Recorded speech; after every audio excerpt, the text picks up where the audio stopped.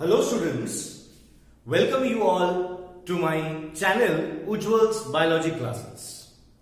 Today we will be starting with a new topic in the chapter in your class 10th chapter, that is life process 1. We will be starting with today the transportation of substances which is taking place inside animals. So first of all, let us see that what are the things which are needed to be transported. If I say first substance, that is the digested food which is already absorbed in the villi. So now this absorbed digested food will be moving on to the different parts of the body through blood. Next, I'll be talking about the respiratory gases, that is oxygen and the carbon dioxide. This will also be moving on to. Third, the hormones. The endocrinal glands which release the hormones, they release it directly into the blood, and it is the blood which is taking all these hormones or the enzymes and they are moving it to the target organs where and each they are required. And finally we will be seeing that the transportation which is mainly necessary for the excretion or the removal of the waste product,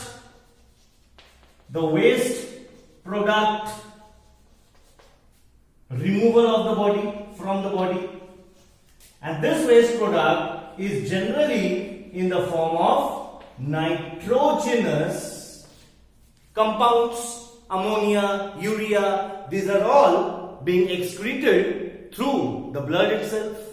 Okay, so the entire transportation system is called in animals as the circulatory system. So all this is done by the system which is known as the circulatory system.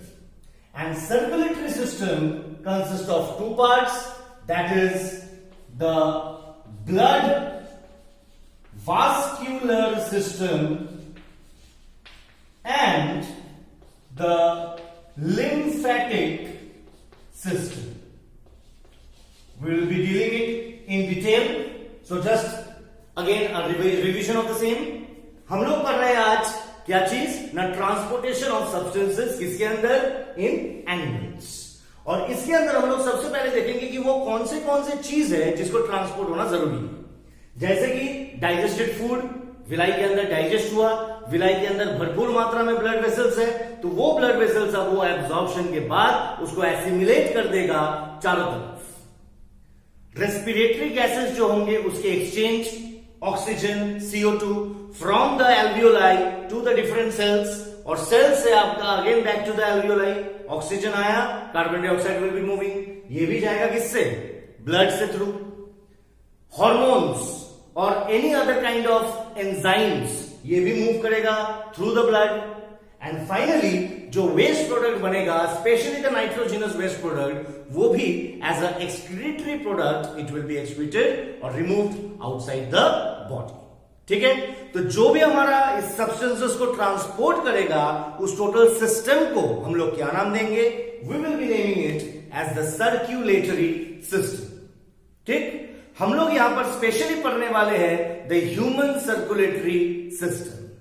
And the human circulatory system consists of two types of circulatory system, that is the blood vascular system and the lymphatic system. Obviously blood vascular system का जो main component होगा that will be your blood, और उस blood को जाने के लिए जिसके अंदर से जाएगा the tube like structure को हम लोग नाम देंगे the blood vessels. ठीक है, तो यहां से हम लोग पढ़ेंगे about the blood और we will be talking about the blood vessels. ठीक है फ्रेंड, और जो लिम्फेटिक सिस्टम है यहां पर हम लोग पढ़ेंगे about the lymph. This is a new topic. और lymph जाने के लिए किसके अंदर से जाएगा, that will be the lymphatic vessels. Clear है? ठीक है, चलिए तो हम लोग अब स्पेशली देखते हैं अबाउट द ब्लड, उसके कंपोनेंट्स क्या है और ब्लड वेसल्स के क्या क्या आपके अलग टाइप के होते हैं। ठीक है, चलिए ओके। तो सबसे पहले अभी हम लोग पढ़ेंगे about the blood.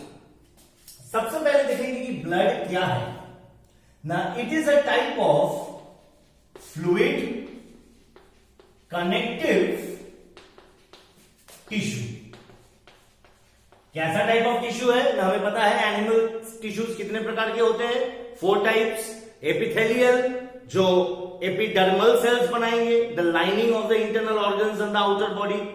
After that the connective tissue, जो कनेक्ट करेगा between 2 parts of the body, B it bones, B it blood, B it lymph, B it cartilage, ये सारे के सारे आपके कनेक्टिव टिश्यू के अंदर आते हैं। उसके बाद muscular tissue and finally we have the neural और द नर्वस टिश्यू। ठीक है, तो हमें पता है कि कनेक्टिव टिश्यू जो होता है उसके अंदर एक ग्राउंड सब्सटेंस होता है जिसको हम लोग मैट्रिक्स भी बोलते हैं सर। क्लियर? तो हम लोग कंपोनेंट्स ऑफ द ब्लड के अंदर आगे देखेंगे कि this part is further divided into 2 portion consisting of the blood plasma and consisting of the living corpuscles। ठीक है, तो ये जो प्लाज्मा है this is the non living part of the blood, और ये जो लिविंग कॉर्पसल्स है ये है आपके the living portion of the blood. Clear? Plasma क्या है ना, प्लाज्मा ही है अपना द ग्राउंड मैट्रिक्स और द ग्राउंड सब्सटेंस जो कि फ्लूइड आकार में है, और इस फ्लूइड मैट्रिक्स के अंदर ही ये जो लिविंग सेल्स है ये लिविंग सेल्स उसके अंदर सस्पेंडेड होके रखा हुआ है। क्लियर? तो ऑब्वियसली द नेम अगर आपका फ्लूइड होगा तो जनरली प्लाज्मा के अंदर लगभग मैक्सिमम कंसेंट्रेशन में दैट इज अराउंड 90 to 92% क्या रहेगा सर, वाटर रहेगा। नेक्स्ट क्या रहेगा इसके अंदर ना, इसके अंदर आपके कुछ प्लाज्मा प्रोटीन्स रहेंगे, और ये प्लाज्मा प्रोटीन्स कौन से, अगर मैं बात करूं there are generally a lot of type of proteins which are present in the plasma, but to name a few, सबसे पहले हम लोग बोलेंगे the fibrinogen protein and the globulin protein. Clear है? ये जो प्लाज्मा प्रोटीन्स है they can act as enzymes, they can act as antibodies and they are also responsible for the blood clotting factors। Clear? ये जो blood का clot बनता है ये भी आपका कहीं ना कहीं प्लाज्मा प्रोटीन से ही बनता है। क्लियर? तो ये जो फाइब्रिनोजेन है this will be helping in the blood clotting, और ये जो ग्लोब्यूलिन है they will be acting as antibodies. Clear है? ठीक है, तो ये कितना होता है ना, ये लगभग आपका around 7% of the plasma consist of the plasma proteins. Clear? और क्या रहेगा सर, और रहेगा इसके अंदर कुछ इनऑर्गेनिक सॉल्ट्स, इनऑर्गेनिक कंपाउंड्स रहेंगे कुछ, जैसे कि Cl-, कुछ बाइकार्बोनेट्स रहेंगे, कुछ सल्फेट्स रहेंगे, कुछ कार्बोनेट्स रहेंगे, ये सारे आपके प्रेजेंट रहेगा एज इनऑर्गेनिक कंपाउंड्स। क्लियर? और finally there will be certain organic compounds. Organic compounds कैसे? Best example the lipids, the glucose, ये जो सारे आपके रहेगा इसको हम लोग नाम देंगे द ऑर्गेनिक कंपाउंड्स। ठीक, तो चलिए तुरंत देख लेते एक बार। ब्लड क्या है sir? It is a fluid connective tissue, और एक नॉर्मल एडल्ट ह्यूमन बीइंग के अंदर जो ब्लड रहता है that is around 5 to 6 liters of blood is present in an adult human being। Clear है? ये एक फ्लूइड कनेक्टिव टिश्यू है जिसके पास दो चीज होगा, एक तो होगा उसका फ्लूइड मैट्रिक्स जिसको हम लोग नाम देंगे प्लाज्मा, और उस प्लाज्मा के अंदर आपका सस्पेंडेड होकर रहेगा द लिविंग सेल्स। क्या क्या है हम लोग देखेंगे। प्लाज्मा के अंदर क्योंकि नाम है फ्लूइड, तो obviously the major portion of the plasma will be constituting about the water. So at least 90 to 92% क्या प्रेजेंट होगा सर? पानी प्रेजेंट होगा। अच्छा, नेक्स्ट इसके अंदर कुछ प्लाज्मा प्रोटीन्स होंगे अराउंड 7%, जिसके अंदर जो मेन आपके दो है that is your fibrinogen which helps in the clotting of blood, globulins which act as antibodies. Clear है? कुछ इनऑर्गेनिक कंपाउंड्स रहेंगे, मेनली आपके किसके सॉल्ट्स? सोडियम के सॉल्ट्स, पोटेशियम के सॉल्ट्स, मैग्नीशियम, कैल्शियम के salts in the form of chloride, bicarbonate, carbonates, sulphates. Clear? और finally रहेगा कुछ ऑर्गेनिक कंपाउंड्स। ठीक है, तो अब हम लोग देख लेते हैं about the living part of the blood. क्या है लिविंग कंपोनेंट को हम लोग एक्चुअली 3 हिस्सों में डिवाइड कर सकते हैं। सबसे पहले हो जाएगा आपका the erythrocytes, the leukocytes and we have the thrombocytes. ठीक, इसके कॉमन नेम आप जानते हो, एरिथ्रेन से आया था आपका red, therefore they are also known as red blood corpuscles और द रेड ब्लड सेल्स। और ये रेड क्यों sir? Due to the presence of the red colour pigment that is the haemoglobin. Clear? Leukocytes जिसको हम लोग नाम देते हैं WBC या व्हाइट ब्लड सेल्स, और थ्रोम्बोसाइट्स जिसको हम लोग नाम देते हैं the platelets. Further dividing the WBC we will be getting it into granulocytes and agranulocytes। ठीक है, ये किसके ऊपर आधार करके ना? According to the presence of the grana particles, एक दानेदार टाइप के पार्टिकल्स होंगे किसके अंदर? साइटोप्लाज्म के अंदर।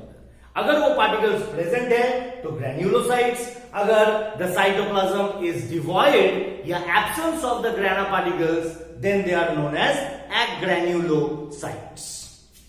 अगर ग्रेन्युलोसाइट्स को हम लोग फर्दर डिवाइड करेंगे तो ये आपके होते हैं 3 प्रकार के। एक तो होगा इओसोनोफिल्स, एक होगा बेसोफिल्स, और लास्ट होगा आपका न्यूट्रोफिल्स। क्लियर है? खाली नाम याद रखो, हायर क्लासेस में इसके पूरे के पूरे डिटेल्स आपको पढ़ना पड़ेगा। क्लियर है? तो ग्रेन्युलोसाइट्स जो है, ग्रेन्युलोसाइट्स के अंदर हमारे आते हैं eosinophils, basophils and further the neutrophils. और जो एग्रेन्युलोसाइट्स है इसके अंदर आ जाएगा आपका एक तो the monocytes and the very important lymphocytes. और ये लिम्फोसाइट्स है जो काम करेगा एज द एंटीबॉडीज। क्लियर है? ठीक है यहां तक?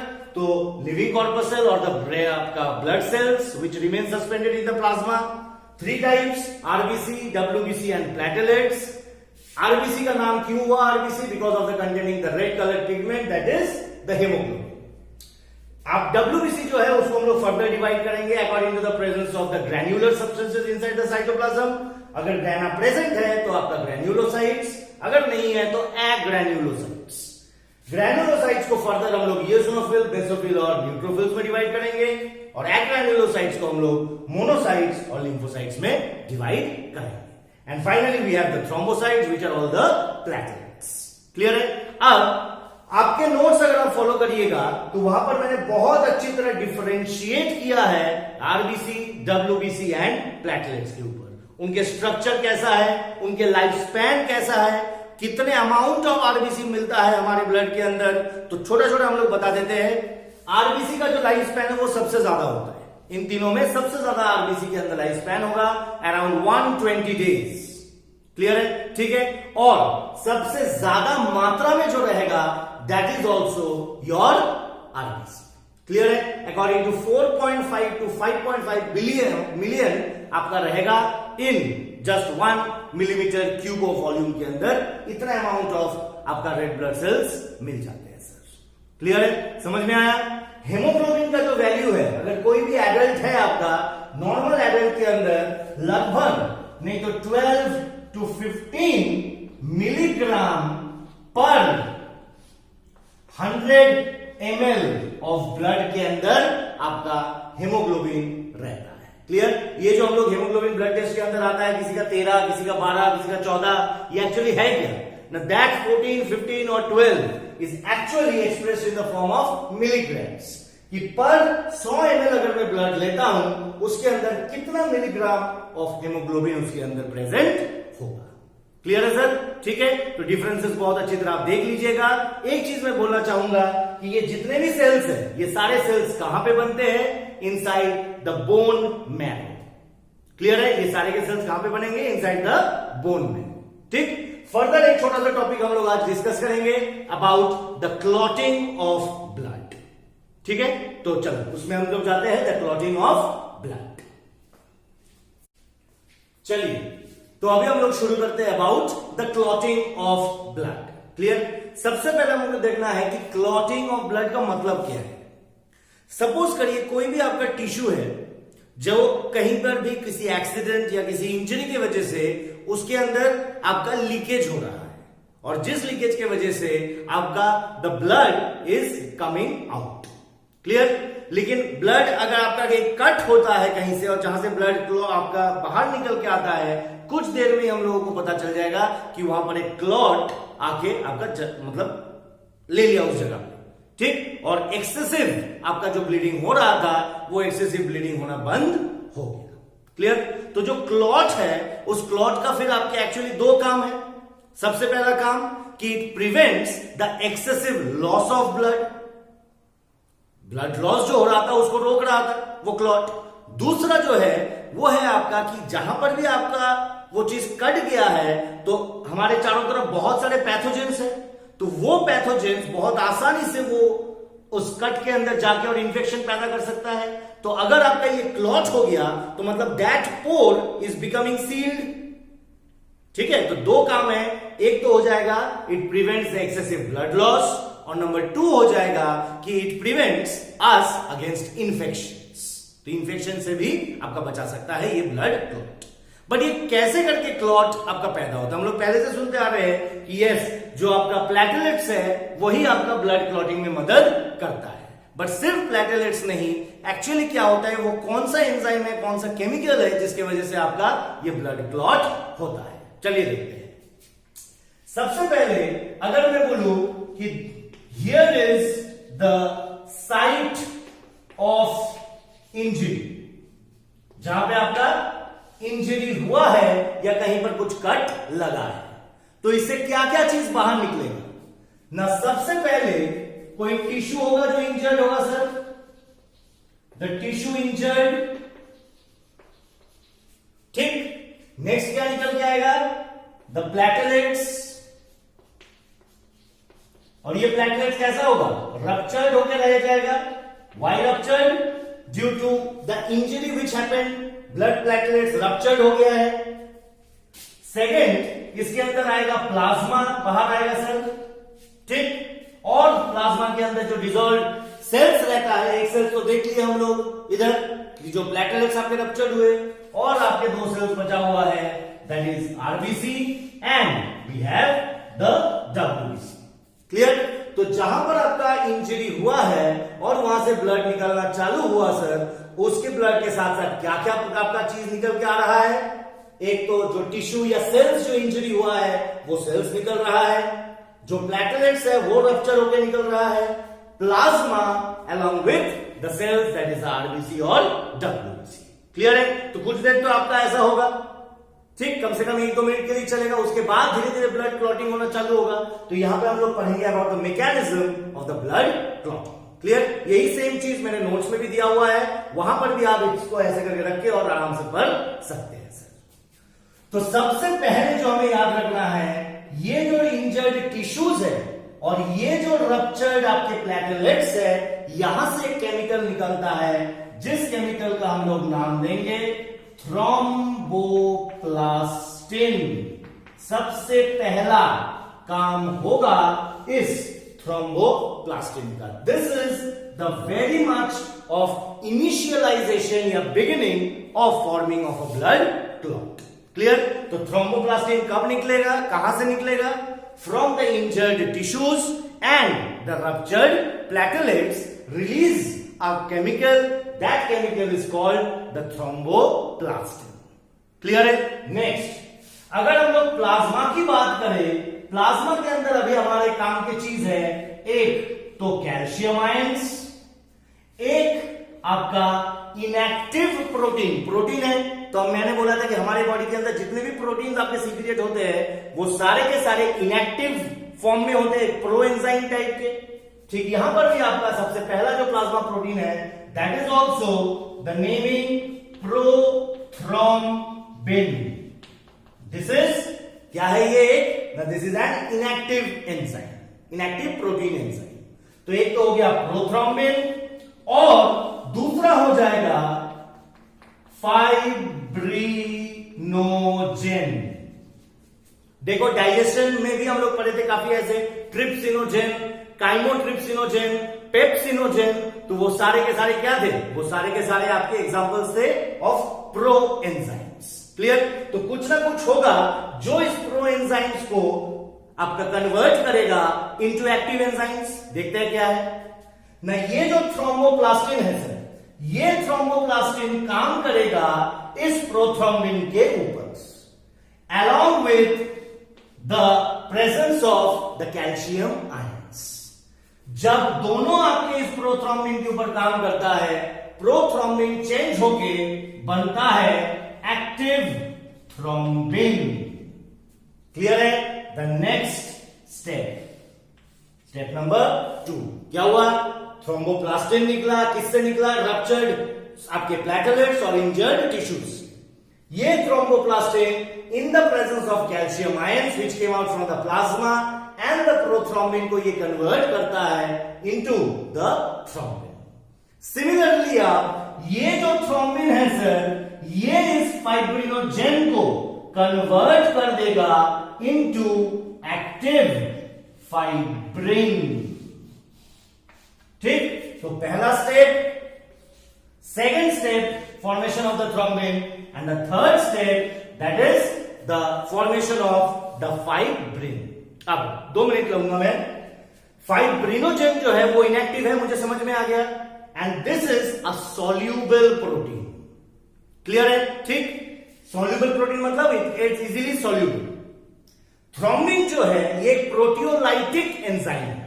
ये क्या करता है? इस सॉल्यूबल जो इनएक्टिव प्रोटीन थे उसको इनसॉल्यूबल प्रोटीन में तब्दील कर देता है सर। क्लियर? सॉल्यूबल से क्या बना दिया? इनसॉल्यूबल बना दिया।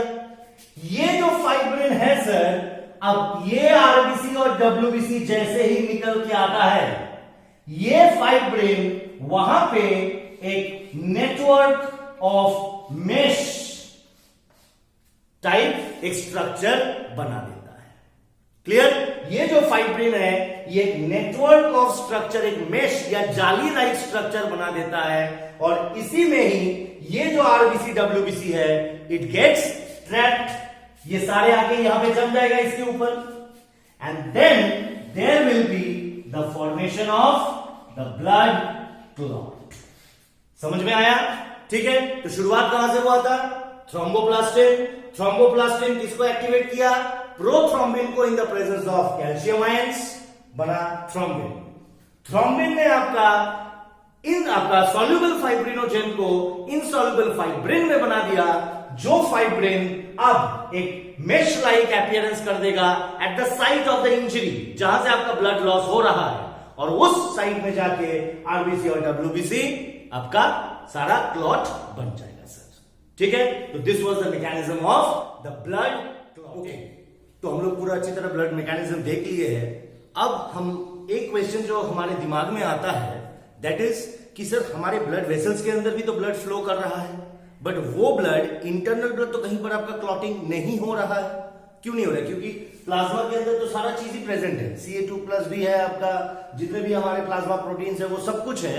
बट इनसाइड जब वो ब्लड फ्लो कर रहा है through the blood vessels, the veins, the arteries, the capillaries, तब आपका कोई भी ब्लड क्लॉटिंग नहीं हो रहा है। वो क्यों नहीं हो रहा है सर? सबसे पहले उसका दो कारण है। First reason will be that कि हम लोग बोल रहे थे कि जो ब्लड क्लॉटिंग का मैकेनिज्म है, सबसे पहला जो आपका केमिकल रिलीज होना चाहिए दैट विल बी थ्रोम्बोप्लास्टिन, है ना। थ्रोम्बोप्लास्टिन रिलीज कहां से होगा? Either from the injured tissue part or from the ruptured platelets.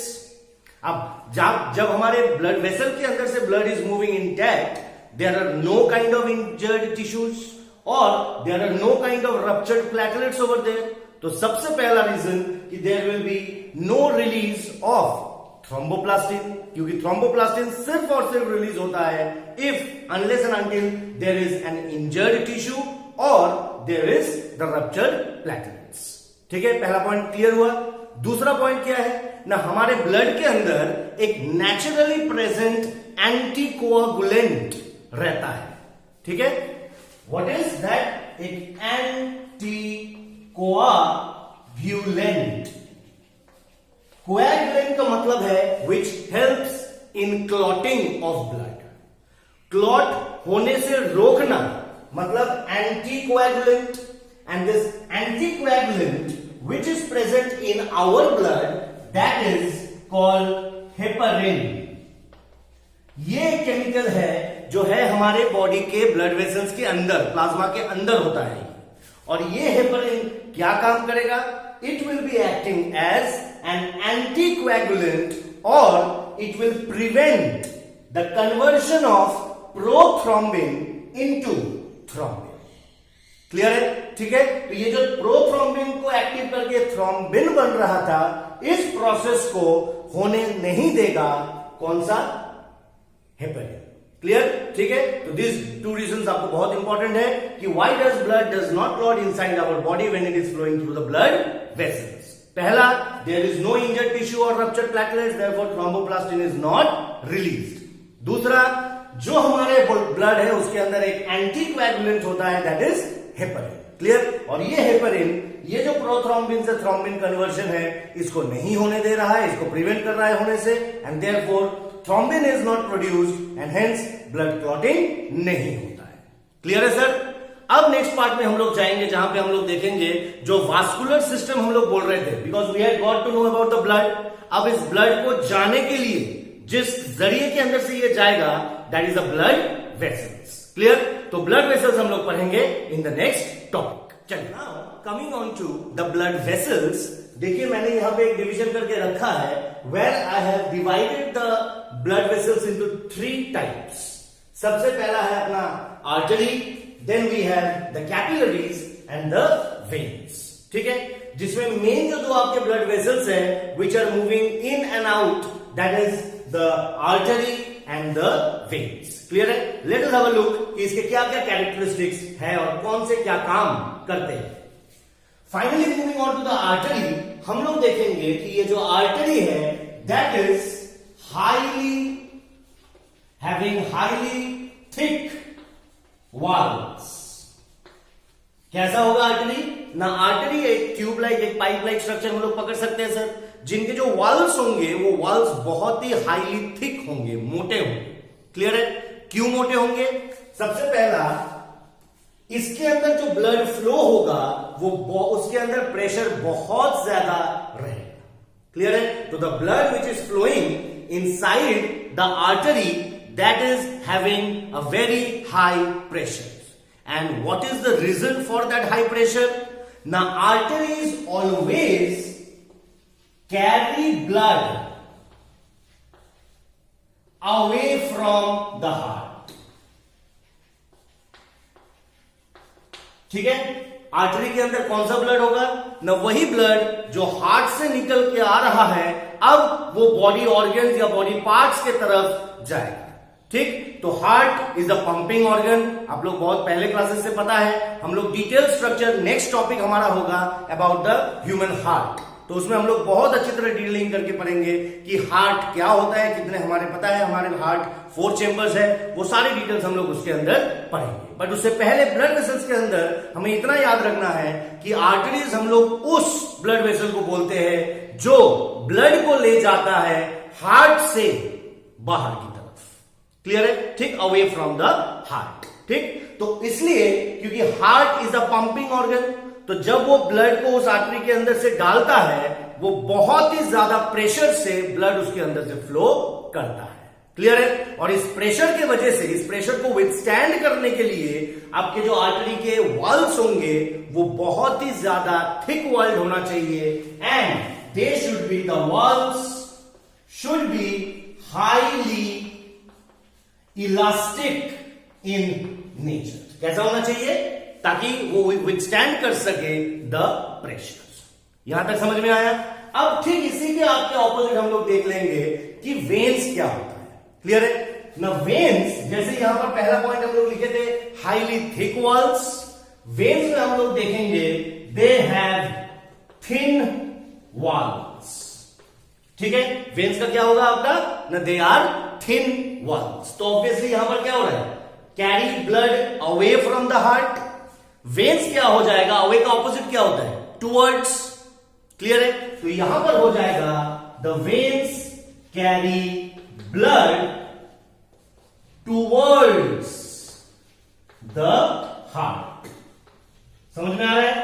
ठीक है, हार्ट की तरफ बॉडी ऑर्गन से कलेक्ट किया, कलेक्ट करके अब हार्ट की तरफ उस ब्लड को ले आने के लिए कौन सा ब्लड वेसल की जरूरत है?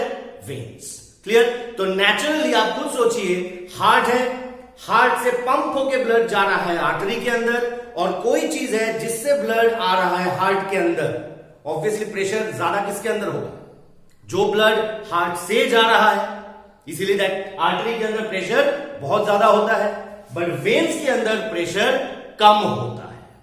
क्लियर है? ठीक है, और कम होने के कारण इसका इतना ज्यादा थिक वॉल्स की जरूरत नहीं होता है, क्योंकि इसको कोई प्रेशर विथस्टैंड उतना ज्यादा नहीं करना पड़ता है। समझ में आया? नेक्स्ट क्या होगा सर ना, मैं आपको डिटेल्स नोट्स के अंदर दे दिया है, जहां पे मैंने आर्टरी, वेन, इनको बिल्कुल अच्छी तरह कम से कम 5-6 पॉइंट में डिफरेंशिएटिंग किए हैं। यहां पे जस्ट आप अच्छी तरह समझ लीजिए क्या क्या है क्या नहीं है। ठीक है, और एक चीज और, जैसे यहां पे वॉल्स और हाईली इलास्टिक है आपका, यहां पर जो होगा, यहां पर जनरली आपके जो वॉल्स होंगे they will be thin walled. ठीक है, और इसके अंदर valves will be present.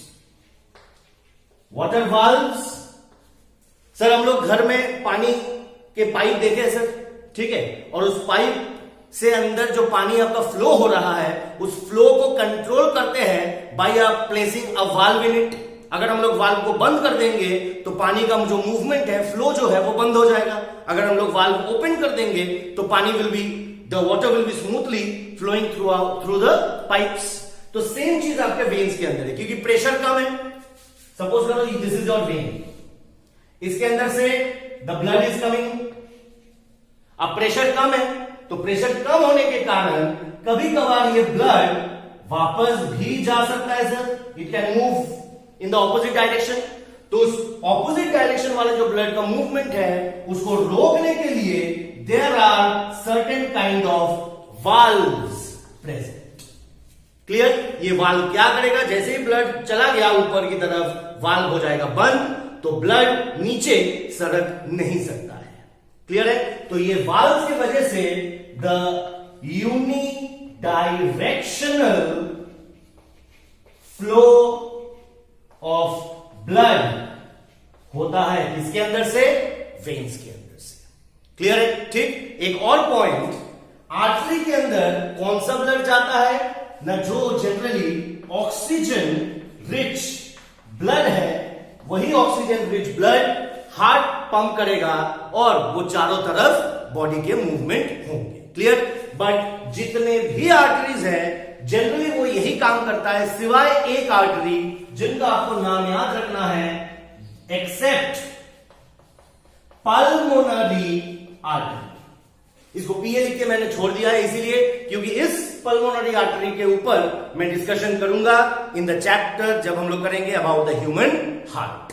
Clear है? सिमिलरली जस्ट इसी के ही ऑपोजिट पॉइंट हम लोग अगर वेन्स के लिए लिखते हैं तो वेन्स के अंदर जनरली जो आपका डीऑक्सीजनेटेड या CO2 रिच ब्लड जो होगा that will be mainly moving through the veins.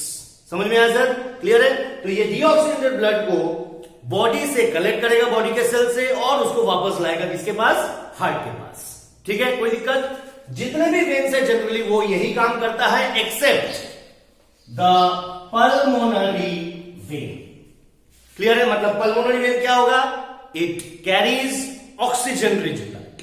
कहां से कहां देखेंगे? हार्ट में।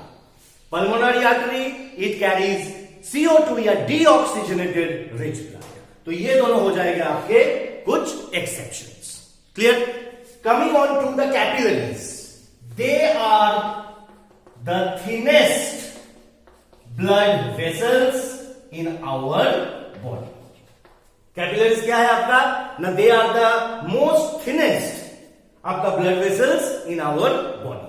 सपोज करिए ये एक मोटा सा आर्टरी आ रहा है, आर्टरी आके छोटे छोटे आर्टेरियोल्स में डिवाइड हो गया है।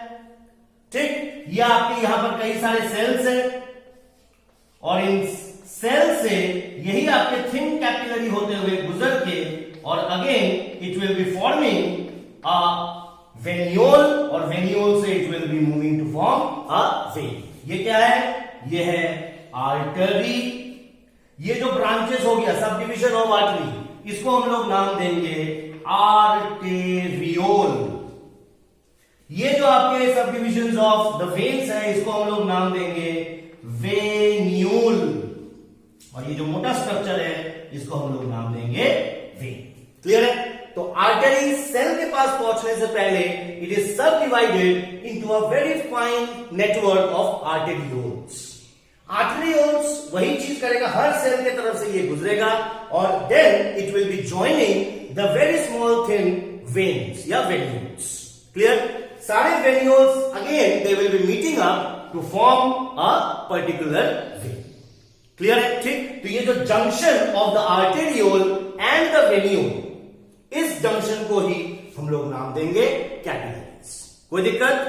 कैपिलरीज का क्या काम है ये हम लोग थोड़ा सा देखेंगे ना। जब आपका इस कैपिलरीज के अंदर सपोज करो this is a capillary and this is a cell.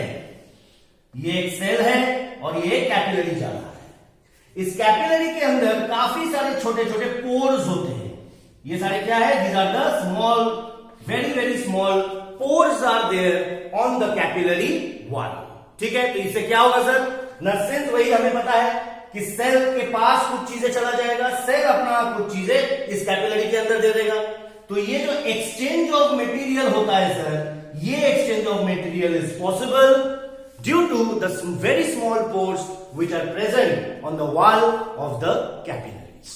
Clear है? ठीक है। अच्छा, एक चीज और, कैपिलरी के अंदर जो ब्लड का फ्लो है वो बहुत ही स्लो होता है ताकि इस एक्सचेंज होने के लिए ज्यादा से ज्यादा टाइम मिल सके। क्लियर है? तो blood vessels 3 types, artery, veins and capillaries. Artery क्या होगा? They are very high thick walled structure and the veins are very thin walled structure. Artery blood को हार्ट से बाहर की तरफ ले जाएगा, वेन्स बाहर से हार्ट को बाहर, मतलब नॉट आउटसाइड द बॉडी। जो डिफरेंट सेल्स है उन सेल से वो ब्लड को कलेक्ट करेगा और कलेक्ट करके कहां पे लाएगा? Inside the pumping organ that is the heart. Clear है? क्योंकि हार्ट से पंप होके जा रहा है तो यहां पे बहुत झटके महसूस करके ब्लड को मूव करेगा सर। क्लियर है? तो इसीलिए इसका प्रेशर भी बहुत ज्यादा होता है। ठीक, कोई दिक्कत? अब कैपिलरीज क्या है? They are the thinnest blood vessels. जब एक सेल के पास पहुंचता है, ये जो ब्लड लेके आएगा सारा चीज हम लोग पढ़े थे इससे पहले वाले टॉपिक में कि ब्लड क्या क्या चीजें लेके आएगा, तो उन सारी चीजों को किसको दरकार है? सेल को दरकार होगा। क्लियर है? और सेल उसी चीज से अपना वेस्ट प्रोडक्ट बनाएगा जो फिर वो भेजेगा किसके पास? यही ब्लड उसको फिर लेके एक्सक्रीटरी सिस्टम के पास जाएगा। तो ये जो exchange of materials between the blood and between the cell होगा, that is due to the presence of a very thin, very thin, the thinnest blood vessel that is the capillaries. Clear है? और flow of blood जो होगा, सबसे तेजी से flow of blood होता है आर्टरी के अंदर, और थोड़ा सा कम होता है वेन के अंदर, बट एक्सट्रीमली आपका स्लो प्रोसेस चलता है ब्लड वेसल्स। जब कैपिलरीज के थ्रू वो सेल्स के पास चला जाएगा, द ब्लड फ्लो रिटार्ड्स। क्यों? क्योंकि उसको टाइम चाहिए बहुत अच्छी तरह, ताकि सेल अपनी चीजें ले ले और अपना जो वेस्ट प्रोडक्ट है वो उस कैपिलरी के अंदर वो डाल दे। क्लियर है? वही सब चीज फिर आपका वेन्स होते हुए again it will be coming to the heart or otherwise it will be going to the excretory organs. ठीक है सर? तो ये आपका पूरा ब्लड वेसल्स के ऊपर हो गया। आप अगर नोट फॉलो करिएगा तो वहां पर बहुत अच्छी तरह मैंने 3 चीजों को एक्सप्लेन किया है, विद डायग्राम भी ड्रॉ किया हुआ है, लेवल डायग्राम ड्रॉ किया हुआ है। अब हमारा नेक्स्ट पार्ट होगा जो मैं आपको परसों दूंगा, that will be about the human heart and the type of circulation which is going on inside our body, that is the double circulation of the blood inside humans. Clear है sir? ठीक है? अगर आपको ये video अच्छा लगा तो please आप मेरे चैनल में जाके वहां पे सब्सक्राइब कीजिए, ताकि जो भी मैं कुछ नया वीडियोस देता हूं वो आपको तुरंत मिल जाएगा और आप देख सकते हो उसको। And if you are getting benefit of this videos, then please do like. Please like तो कर ही सकते हो आप लोग, लाइक करिए और उसको शेयर भी कर सकते हैं विथ योर फ्रेंड्स। ठीक है? तो टिल देन बहुत अच्छी तरह पढ़िए, इस टाइम का बहुत अच्छी तरह आप लोग उपयोग कीजिए। क्लियर? खेलिए भी, प्लस साथ साथ थोड़ा पढ़ाई भी जरूरत है, because it is 10th standard board classes. Clear? Till then